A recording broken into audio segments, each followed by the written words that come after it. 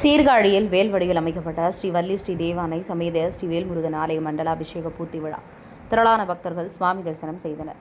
மயிலாடுதுறை மாவட்டம் சீர்காழி ரயிலடி சாலையில் மார்கோனி மந்திராலயா கார்டனில் புதியதாக அமைக்கப்பட்ட ஸ்ரீ வள்ளி ஸ்ரீ தேவானை சமேத ஸ்ரீ வேல்முருகன் ஆலய கும்பாபிஷேகம் விமர்சையாக நடைபெற்றது. வேல்வடியில் அமைக்கப்பட்ட ஆலய மண்டல பூஜைகள் தொடர்ந்து நடைபெற்று வந்த நிலையில் மண்டல பூர்த்தி விழா விமர்சையாக நடைபெற்றது. புனித நீர் கொண்ட கலசங்கள் வைக்கப்பட்டு சிறப்பு யாகம் நடத்தப்பட்டு பூர்ணாகதிக்கு பின் சிறப்பு அபிஷேகம் நடைபெற்றது. முன்னதாக ஸ்ரீ வள்ளி ஸ்ரீ தேவானை ஸ்ரீ வேல்முருகன் சுவாமிக்கு மாப்பொடி, மஞ்சள் பொடி, திரவிய பொடி, பால், சந்தனம், பஞ்சாமிர்தம் உள்ளிட்டவைகள் கொண்டு சிறப்பு அபிஷேகம் மற்றும் மகா தீபாராதனை காண்பிக்கப்பட்டது.